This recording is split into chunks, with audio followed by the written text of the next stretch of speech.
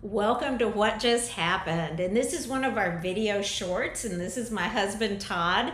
And this week we're talking about validation.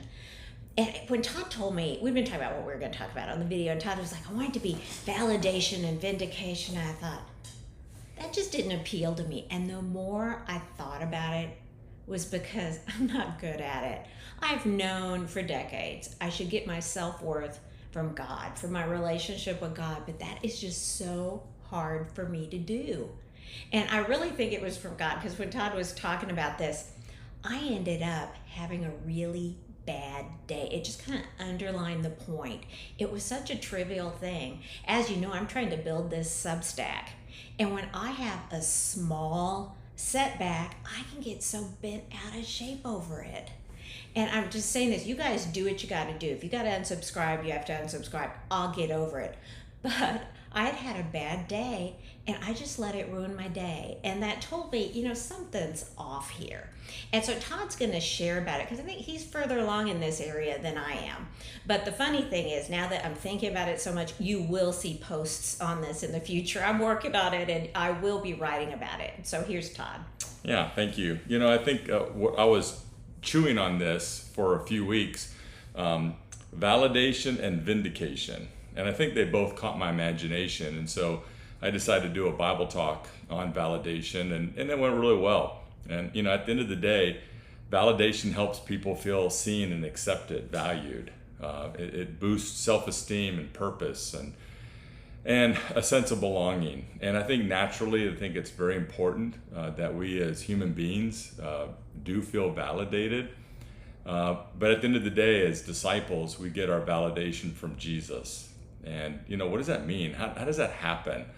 And I think that's a challenge, because we're trained by the world, our families, our own character, that we try to find it in other places. Approval from others, achievement, and how we look, competency, success, whether or not it's in ministry or out of the ministry. But at the end of the day, as disciples, we need to learn how to get our validation, from Christ. And there's tons of scriptures. We're deeply loved, we're chosen, we're forgiven, we're never alone, sons and daughters of God. How much more do we need to be validated by God? But again, it's a challenge, and I think we're all wounded. We all have burdens. Jesus is very clear, come to me, all who are weary and burdened. But you gotta understand, okay, how do I get my validation, and where have I gotten it? And I remember a story that happened a number of years ago. We moved to Cincinnati to be in the ministry, and we were at our first midweek, and I was walking around meeting people, and I bump into a sister, Ellen Coates. And I'm like, oh my gosh, Ellen, she's a disciple. We went to junior high together in Cincinnati. And I moved away, I moved back with Patty in the ministry, and it was so encouraging seeing her. Well, Patty did what every wife does. She got together with Ellen on her own, and getting to know Ellen, and she's like, oh, tell me, what was Todd like? And Ellen thought about it for a second, and she said, Todd would do anything to make friends. And so, Patty came back and told me, because, she really enjoyed her time with Ellen. And I shouldn't have told him that. I remember Patty telling me that, and I felt like a stab in my heart. And what happened is that I went to 3 different high schools. I went to multiple schools, elementary, junior high. We moved around a lot. And I was a relational person, and I wanted to have friends. And it was hard. And I'd do anything to make friends. And here's Ellen, when she knew me, like in 7th, 8th, 9th grade, she saw that, and she was sharing that with Patty very vulnerably. I mean, she wasn't angry at all, or spiteful. We liked each other. She was a friend. But I just realized I was getting my validation from people in relationships. And that really stuck with me. And I don't know, I was probably 30 years old, and maybe younger, 28.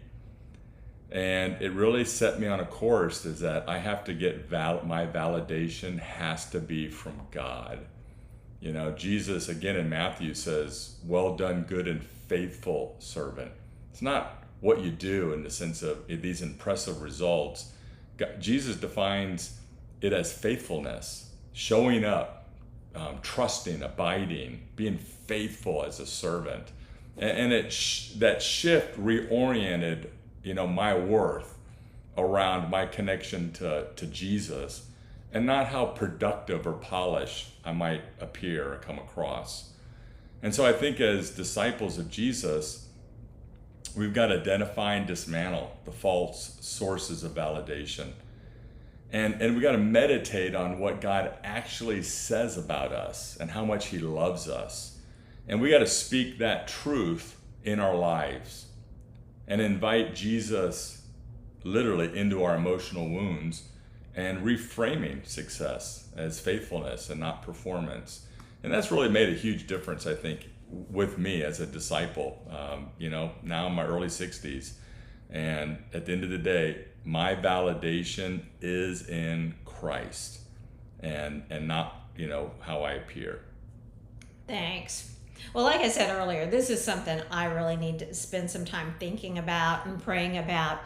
And I would like to hear from all of you. I mean, what has helped you in this area? I mean, have you struggled with this? I think most people have. And what has helped you? I would love it if you'd leave that in the comments. So thank you for watching, and I'll see you next week.